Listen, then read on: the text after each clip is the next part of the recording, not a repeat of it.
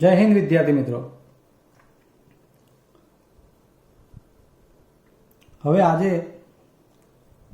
આપણે એક નવા પ્રકરણની શરૂઆત કરવાના છીએ, જેનું નામ તો હવે તમે જાણો જ છો, લખ્યું છે એ પ્રમાણે રેખાઓ અને ખૂણાઓ. તમારા ધોરણ 9 એનું આ ભૂમિતિનું પ્રકરણ છે. શરૂઆત કરતાં પહેલાં ફરી એકવાર યાદ કરાવી દઉં કે મિત્રો, તમે ચેનલને સબસ્ક્રાઈબ જરૂરથી કરી હશે અને બેલ આઇકન ઉપર પ્રેસ પણ કર્યું હશે. વિડીયો ગમતો હશે એટલે લાઇક પણ કરતા રહેતા હશો. આટલી અપેક્ષા એઝ અ ટીચર અમારી તમારી પાસે ચોક્કસથી હોય, તો એને પરિપૂર્ણ કરતા રહેજો. અન્ય સાથે પણ આ બાબતની ચર્ચા કરી અને એ પ્રમાણે ફોલો કરાવતા રહેજો. આભાર સહ. પ્રકરણના નામ પ્રમાણે પહેલાં તમને ઇન્ડિકેટ કરી દઈએ તો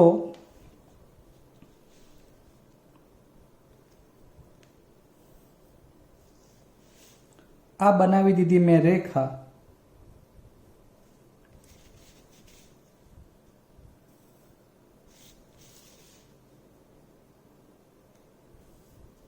અને આ થઈ ગયો ખૂણો. બરાબર. રેખાઓ અને ખૂણાઓ વિશેની ચર્ચા આપણે આ પ્રકરણમાં કરવાની છે. ચલો એના ટોપિક ભણીએ એ પહેલા આપણે એક આકૃતિથી આગળ વધીએ.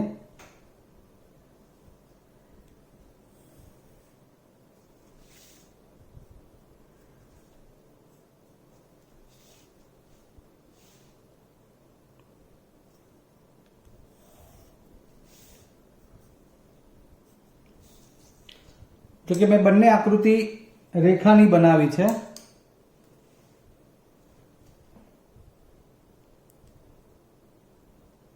આ એ બિંદુ અને આ બી બિંદુ.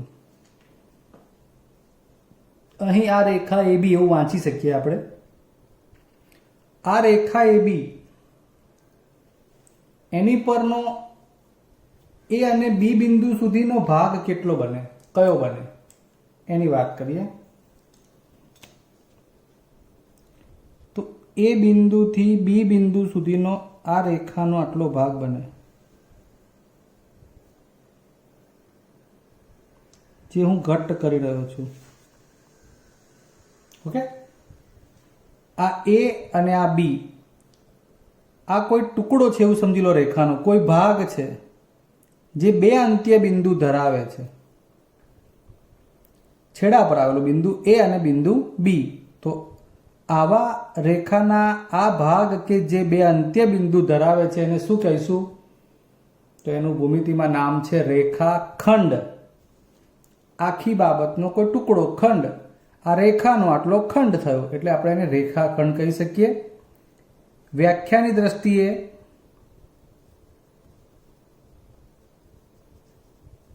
બે અંત્ય બિંદુ વાળા રેખાના ભાગને રેખાખંડ કહે છે. ઓકે. એટલે આની સાથે ટૂંકો પ્રશ્ન થાય કે રેખાખંડને કેટલા અંત્ય બિંદુ હોય? તો બે. આને વંચાય અને લખાય રેખાખંડ એ બી. બરાબર છે. અને એની લંબાઈ આપણે આ રેખાખંડ એ બી ને આમ ઉપર ઇન્ડિકેટ કરતા આવી રીતે રેખાખંડ એ બી એવું લખાય. અને રેખાખંડ એ બીની લંબાઈ હોય તો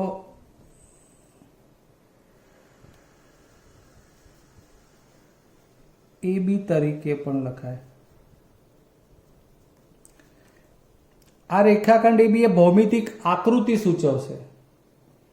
જ્યારે એની લંબાઈ તો કેટલું લાંબો છે એ એનું માપ સૂચવશે. જેમ કે અત્યારે આપણે બતાવીએ તો સપોઝ કે આ આશરે 4-4.5 સેન્ટીમીટર છે, 0 થી 3.5 સુધી. ઓકે, 3.5 સેન્ટીમીટર એની લંબાઈ થઈ. એટલે એને એ બી બરાબર જે કોઈ પણ અંક આવતો હોય એ લખાય. ત્યાં ઉપર રેખાખંડનું નિશાન કરાય નહીં. દાખલા તરીકે અહીંયા 3.5 સેમી આવ્યું તો AB બરાબર 3.5 સેમી લખાય, પણ રેખાખંડ AB બરાબર 3.5 સેમી આવું લખાય નહીં. આ ધ્યાનમાં લેજો. ક્લિયર? એટલે બે અંત્ય બિંદુ વાળા રેખાના ભાગને રેખાખંડ કહેવાય ને, એના વિશેની એટલી બીજી ચર્ચા કરી લીધી. હવે બીજા ટોપિકની વાત કરવી છે.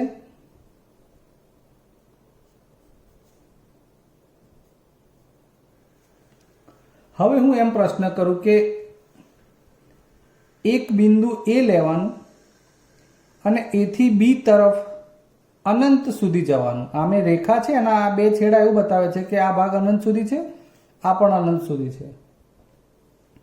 આ A બિંદુથી B તરફ અનંત સુધી જવાનું. એટલે એ જે રેખાખંડ બને, સોરી એ રેખાખંડ તો નહીં પણ એ આકૃતિ જે બને આપણે એને કાટતી કરી બતાવીએ. એ બિંદુથી B તરફ અનંત સુધી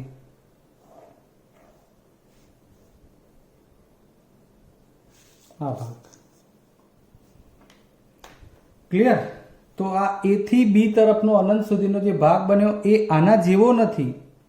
હા, અંત્ય બિંદુ આમાં એ છે પણ અંત્ય બિંદુ અહીં B નથી. આ અનંત સુધી છે ને એક અંત્ય બિંદુ ખબર જ નથી કે કયું હોય, એટલે એને એક જ અંત્ય બિંદુ છે. એટલે અહીં શું બન્યું? એક જ અંત્ય બિંદુ છે. એટલે એક જ અંત્ય બિંદુ ધરાવતા રેખાના ભાગને કિરણ કહે છે. એરો. આપણે મુસાફરી કરતા હોય ને જ્યારે કિલોમીટરમાં કોઈ વસ્તુ કોઈ સ્થળ આ બાજુ આવ્યું છે એવું એરો મારીને બતાવ્યું હોય છે, એવું બતાવવા માટે પણ હોય. તો આ થઈ ગયું કિરણ, કે જેમાં એક જ અંત્ય બિંદુ ધરાવતા રેખાના ભાગને કિરણ કહેવાય. કિરણ AB. એટલે અહીં બહુ સ્પષ્ટ છીએ કે A થી જેનો ઉદ્ભવ થાય અને B તરફ અનંત સુધી જવાનું. પણ હું જ્યારે એને કિરણ BA લખું ત્યારે આ B થી ઉદ્ભવ થાય ને A તરફ અનંત સુધી હોય. આમ કિરણ BA કહીએ એટલે B થી, આ જે બતાવું છું પેનનો ભાગ અણીનો, ત્યાંથી આમ ડાબી બાજુ A તરફ જવાનું. કોને? એને કિરણ BA કહેવાય. જ્યારે કિરણ AB માં A થી B તરફ જવાનું. રેખાખંડ AB ને તમે રેખાખંડ BA પણ કહી શકો. આને તમે રેખાખંડ BA એવું લખી શકો, કારણ A અને B અને એની વચ્ચેના બધા બિંદુઓનો ગણ છે, એટલે આગળ પાછળ આ બે નામ લખી શકાય. પણ અહીં કિરણ AB અને કિરણ BA એ બિંદુ ગણ સરખા ન હોય, આ આપણને ખબર હોવી જોઈએ. હું AB કિરણ કહું એટલે A થી B તરફ અનંત સુધી છે, જેમાં આ બધા બિંદુ આવે છે. જ્યારે BA કહું ત્યારે અહીંથી આમ જવાનું, તેમાં આ ના આવે. એટલે બિંદુ ગણ બદલાઈ જાય. માટે કિરણ AB એ કિરણ BA નથી. હા, રેખાનો ભાગ ચોક્કસ છે. બરાબર? એટલે એ બાબત તમને સ્પષ્ટ હોવી જોઈએ. કિરણને એના નામથી વિચારી અને જે બિંદુ પહેલા લખ્યું છે ત્યાંથી ઉદ્ભવ થાય ને એ બીજું લખ્યું હોય એ તરફ આગળ વિચારવાનું હોય. આ આપણને ખબર હોવી જોઈએ. મિત્રો, આપણે અહીં કેટલાક બિંદુઓ દર્શાવ્યા છે.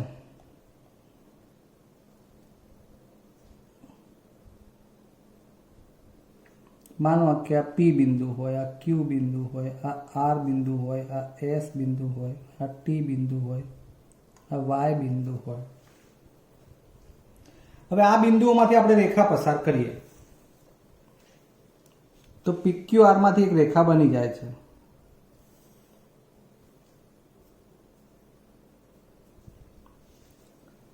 PS માંથી રેખા બને છે, પણ આ PS અને T માંથી, આ ત્રણ બિંદુમાંથી નથી બનતી. અહીંયા બની જાય છે.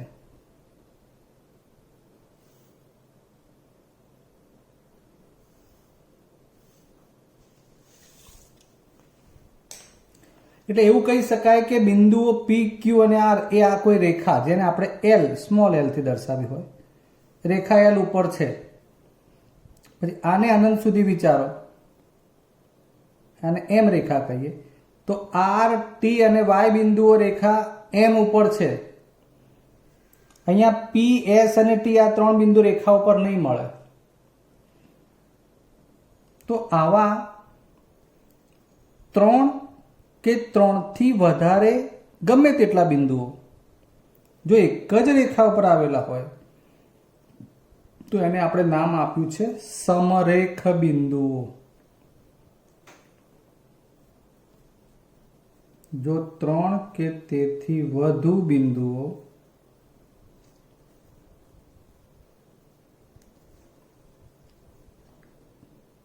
એક જ રેખા પર હોય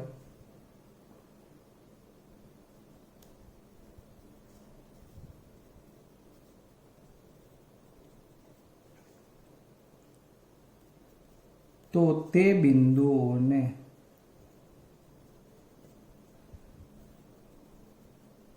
સમરેખ બિંદુઓ કહેવાય. તો અહીં પી ક્યુ અને એસ જોજો બરોબર, પી ક્યુ અને એસ આ ત્રણ બિંદુમાંથી કોઈ રેખા પસાર થશે? તો એનો જવાબ છે ના, કારણ કે આ ત્રણ બિંદુમાંથી રેખા પસાર નથી થતી. એટલે એનો મતલબ કે આ પી ક્યુ અને એસ એ સમરેખ બિંદુઓ નથી. એટલે સમરેખ ના હોય તેવા બિંદુઓને અસમરેખ બિંદુઓ કહેવાય.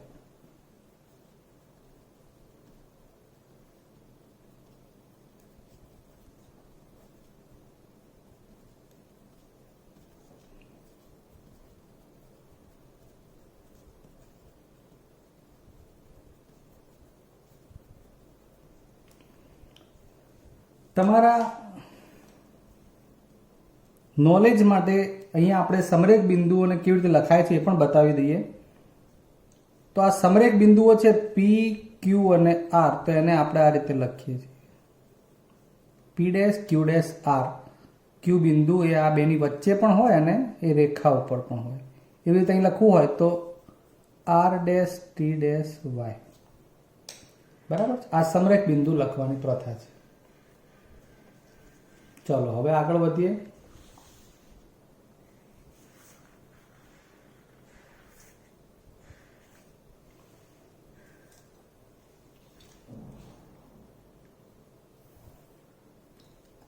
આ આપણે એક ભુજ બનાવ્યું અથવા કિરણ બનાવ્યું બીએ.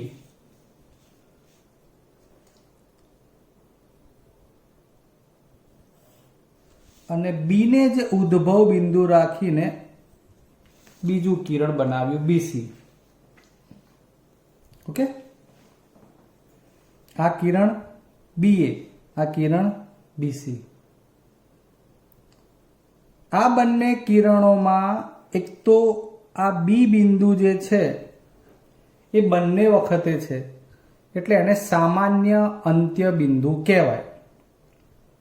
બીએ કિરણ અને બીસી કિરણ બંને માટે બી બિંદુ એ સામાન્ય ભુજ છે, અથવા સામાન્ય શિરોબિંદુ છે.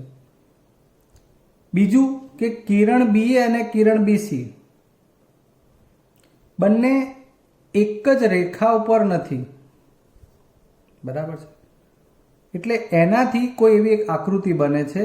આ રહી પેન્સિલ વાળો જે ભાગ છે આને કહેવાય ખૂણો.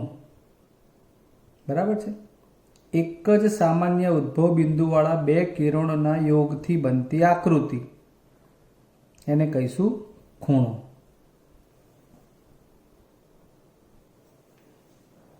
એટલે કે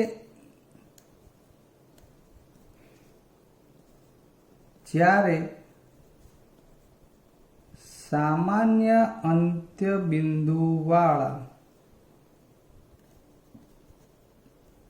બે કિરણોનો ઉદ્ભવ થાય ત્યારે બનતી આકૃતિ અથવા તો ત્યારે ખૂણો બને છે. હવે ખૂણા વિશે વાત કરી લઈએ તો અહીં આ એક ખૂણા માટે બી એ બંને કિરણો માટે છે, એટલે એને સામાન્ય અંત્યબિંદુ અને આ ખૂણાનું શિરોબિંદુ કહેવાય. પહેલા તો આપણે ખૂણો વાંચતા શીખીએ. તો અહીં કયો ખૂણો બન્યો? તો અહીં આપણે બે કિરણો બીએ અને બીસી દ્વારા ખૂણો એબીસી બને છે, જેને સંકેતમાં આ ખૂણાનું નિશાન અંદર એ બી સી આ રીતે લખાય. ખૂણો એ બી સી એમ વંચાય. હવે આ લખ્યું હોય એટલે ખબર પડી જાય કે બી વચ્ચે છે, એનો મતલબ કે બી એ એનું શિરોબિંદુ બને. બી ને શિરોબિંદુ કહેવાય. હવે જે કિરણ બી અને કિરણ બીસી છે, આપણે એને ખૂણાની બાજુઓ અથવા ભુજ પણ કહી શકીએ. આ તમારે આકૃતિમાં યાદ રાખવા માટે તમને પૂછવામાં આવે કે આ ખૂણા એબીસીમાં ભુજ કયા કયા છે, તો બીએ અને બીસી આ બંને એના ભુજ છે. કોના? ખૂણા એબીસીના. તો આવી રીતે કોઈ પણ ખૂણા માટે પૂછવામાં આવે કે ખૂણા પીક્યુઆરના ભુજ લખો, ખૂણા પીક્યુઆરનું શિરોબિંદુ સામાન્ય શિરોબિંદુ લખો, તો એ ધ્યાન રાખવાનું. જે વચ્ચે આવતું હોય ત્યાંથી કિરણ બોલવાનું બી એ બીસી, એટલે બી શિરોબિંદુ એ સામાન્ય શિરોબિંદુ બને. બરાબર છે? ચલો, આ ખૂણા વિશેની વાત થઈ ગઈ. તમને પ્રશ્ન થાય કે સાહેબ ખૂણો બન્યો, પણ ખૂણો શું આ રીતે જ બને? તો ખૂણાની પણ જુદી જુદી આકૃતિઓ છે, એટલે આપણે એ અનુસાર ખૂણાના પ્રકાર જોઈ લઈએ કે ખૂણાના પ્રકાર કેમ પડે છે. તો એની આકૃતિ આધીન આપણે એના પ્રકાર માટે ચર્ચા કરવાની છે.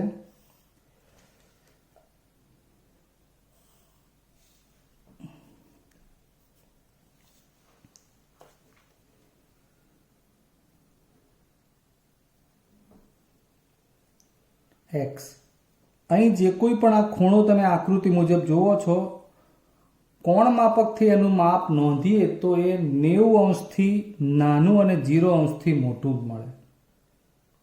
એટલે આપણે એવું કહી શકીએ લઘુ કોણ કે જેને એક્યુટ, બરાબર, એક્યુટ એંગલ કહેવાય. આવડવું જોઈએ. હા, પારિભાષિક નામ એનું અંગ્રેજીમાં. જે ખૂણાનું માપ 0 અંશ અને 90 અંશની વચ્ચે હોય તે ખૂણાને લઘુ કોણ કહેવાય. આપ જાણો છો. અલગ અલગ પ્રકારની લઘુ કોણની આકૃતિઓ આપણને આવડવી જોઈએ. એવું નહીં કે આ એક જ રીતે બને. નાની નાની અલગ અલગ આકૃતિઓ આપણને લઘુ કોણની આવડવી જોઈએ. આ પણ એક લઘુ કોણ જ બને. અહીંયા આપણે આ ખૂણો વિચારી શકીએ.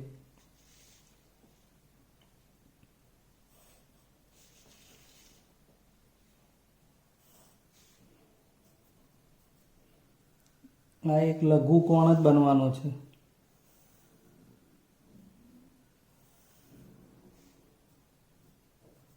આ પણ લઘુ કોણ જ બનવાનો છે. એકચ્યુઅલમાં ખૂણો કહીએ છીએ મિત્રો, એટલે તમારું ધ્યાન છે ને અહીંયા જાય છે. પણ હજુ બહુ જ વ્યવસ્થિત સમજવું હોય ને તો આ ખૂણો બોલીએ છીએ ને ત્યારે આ દેખાય, હું જેની પર પેન્સિલ ફેરવું છું ને એ બિંદુઓનો ગણ જ ખૂણો છે. આપણે સમજણ માટે આ જગ્યાને ખૂણો કહીએ છીએ, પણ ખૂણાની વ્યાખ્યા અનુસાર તો આ જ ખૂણો, કારણ કે બે બિંદુઓ જે આની પર આવ્યા કિરણો ઉપર, એનાથી બનતી આકૃતિ ખૂણો બને છે. એટલે આ જુદી જુદી આકૃતિ બતાવી મેં તમને. હવે એક ખૂણામાં આપણે થોડો પ્રકાર બદલીએ. દાખલા તરીકે તમે જુઓ તો અહીંયા જે ખૂણો પડે છે એ જુદો પડે, અહીં જે પડે છે આ જુદો પડે, અહીંયા પડે છે એ જુદો પડે. માનો કે આ રીતે આપણે આ ખૂણાને વિચારીએ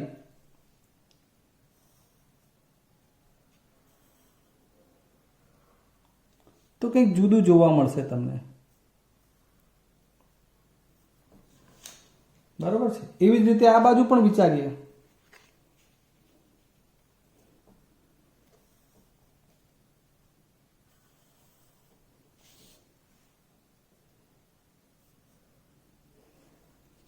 સમજાય છે?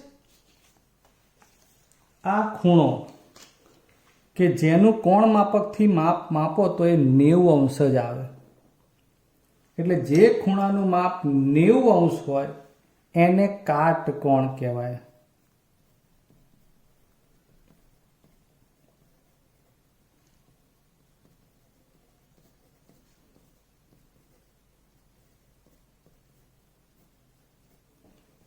તેને કાટકોણ કહે છે. સમજાઈ ગઈ વાત આટલી? આની આકૃતિ જુદી જુદી અલગ અલગ બનાવી શકાય. હવે એ જ વસ્તુ હતી જે અહીં કાટખૂણો બન્યો, આ કાટખૂણો થયો અહીંયા આમ.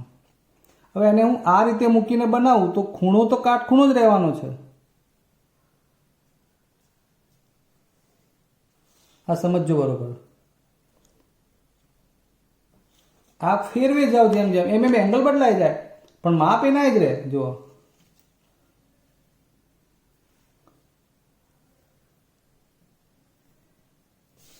એટલે એ જ્યાં બંને રેખાખંડો મળે છે એ ભાગ કેવી રીતે મળે છે એ મહત્વનો છે. એટલે ક્યારેય એવું નહીં વિચાર લેવાનું કે આ રીતે બનતી આકૃતિ હોય એ જ કાટખૂણો. હા, આ બે રાઈટ એંગલ ઉપર મળવા જોઈએ. બરાબર છે? એટલે આપણે કાટખૂણાને રાઈટ એંગલ એવું પણ કહીએ છીએ.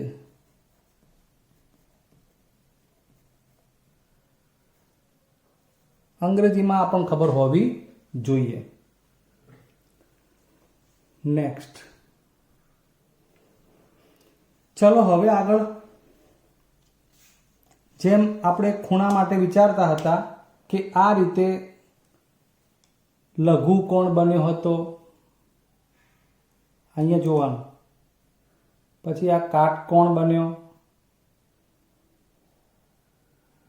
હવે આપણે કોઈ એક દિશા આની છે ને આમ ત્રાસી કરીએ તો ખૂણો મોટો થતો જાય. જુઓ, આમ તો તમે પડછાયામાં જુઓ તો ખબર પડે.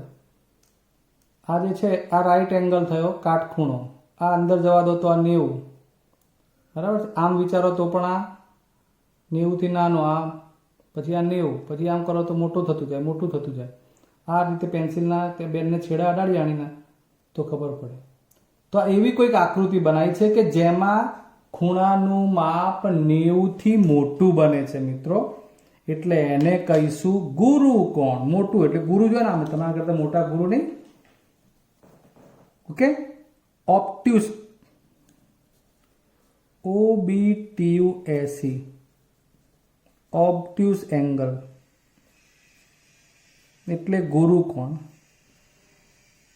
જે ખૂણાનું માપ 90 અંશ કરતા વધારે હોય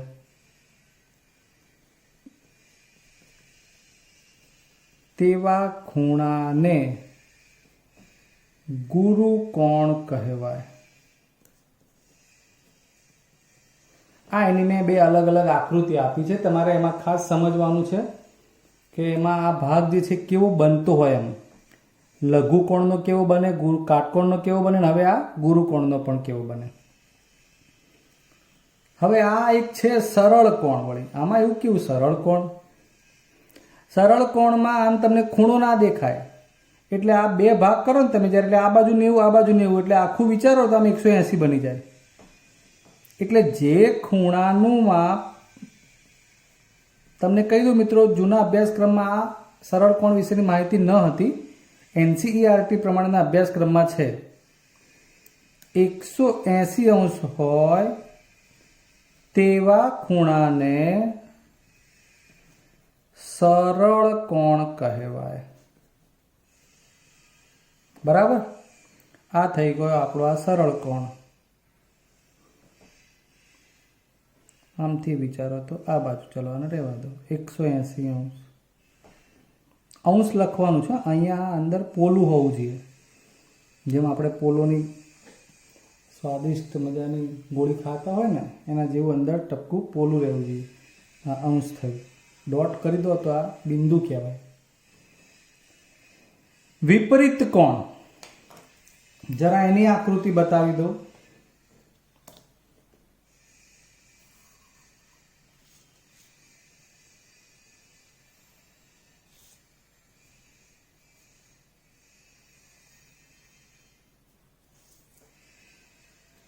આ થયો વિપરીત કોણ.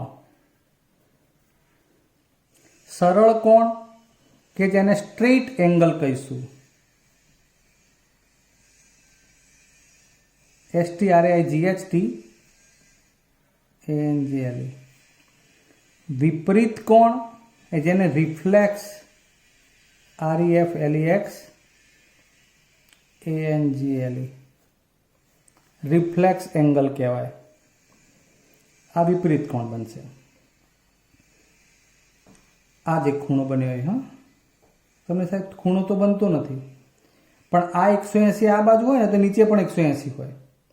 એટલે જ્યારે 180 આમ બનતું હોય, આ 180 થયો, પણ આપણે જ્યારે 0 થી ગણતા હોય ત્યારે આ 180 બનતું હોય. હવે આનાથી આમ નીચે લઈ જાઓ ને એટલે 180 થી મોટું બનતું જાય આ ભાગ. આમ સમજો છો?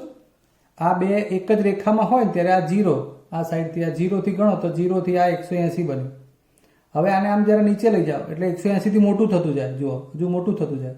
આ માપ મોટું થતું જાય, મોટું થતું જાય, મોટું થતું જાય, મોટું થતું જાય. એમ કરીને માનો કે આ ટાઈપની આકૃતિ બની. અંદર નથી જોવાનું, તમારે આ જોવાનું છે. આ મેં બતાવ્યું, બહારની સાઈડમાં બતાવ્યું છે. એટલે એ થયો વિપરીત કોણ, રિફ્લેક્સ એંગલ, જેમાં ખૂણાનું માપ 180 અને 300 અંશની વચ્ચે હોય. જે ખૂણાનું માપ 180 અંશ અને ની વચ્ચે લખ્યું છે. 180 ના હોય અને 360 પણ ના હોય, એની વચ્ચેનું હોય.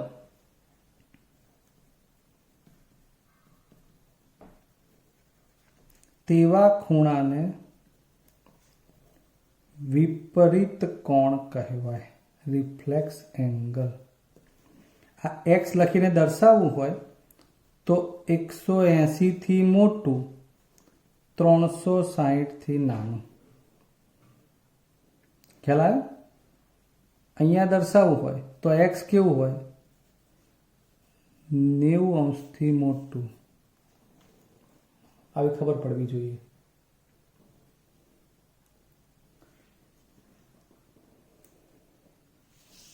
ચલો હવે હજુ બે માપ બીજા જોઈ લઈએ. કોટિકોણ.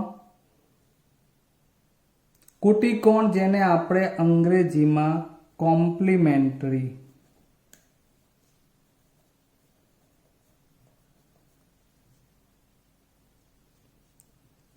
COMPLEMENTARY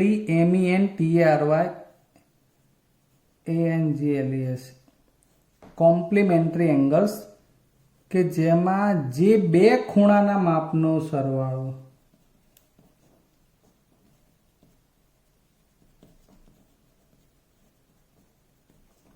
નેવું અંશ થાય.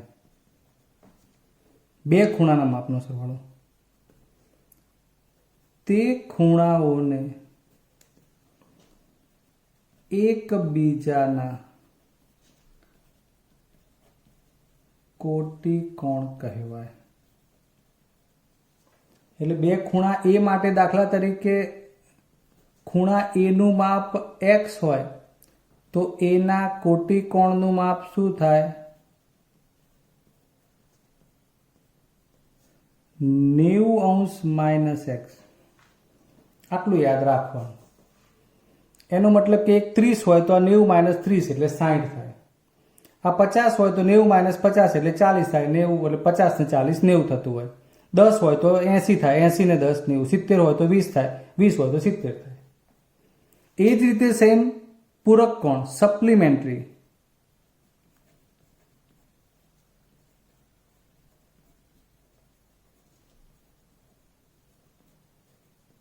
સપ્લિમેન્ટરી એંગલ્સ,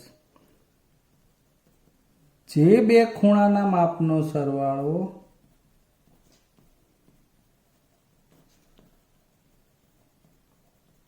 180 અંશ થાય, તે બે ખૂણા એકબીજાના પૂરક કોણ કહેવાય. દાખલા તરીકે a બરાબર x અંશ માટે a નો પૂરક કોણ 180 માઇનસ x અંશ.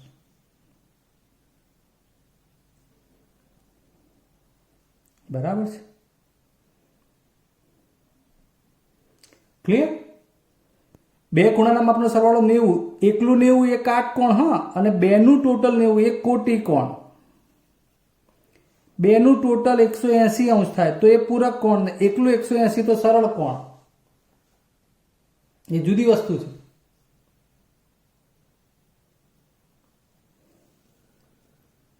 તો આપણે આજે અહીં સુધી અભ્યાસ કરીએ. વધુ આવતી વખતના વિડીયો નંબર 2માં જોઈશું. આજે આપણે શરૂઆત કરી છે. એટલે મિત્રો તમારે ખાસ દરેક પ્રકારની આકૃતિ અલગ અલગ એંગલ, માનો કે લઘુકોણ છે તો અલગ અલગ કેટલી રીતે બને એવું વિચારવાનું, દોરવાની, એની વ્યાખ્યા મોઢે કરવાની. ફિક્સ નથી એવું કે ડાબી બાજુથી એક જ વખતે આકૃતિને સમજણ પડે, ડાબી બાજુથી આવી રીતે બને, જમણી બાજુથી આવી રીતે બને. એ બધું જ આપણા ધ્યાનમાં હોવું જોઈએ અને આપણને આવડવું જોઈએ. આશા કરું કે તમે ખૂબ સરસ રીતે આખો વિડીયો જોયો હશે, જોતા રહેતા હશો. વધુ આવતા વિડીયો મળીશું. ત્યાં સુધી રજા લઈએ. નમસ્કાર. જય હિન્દ.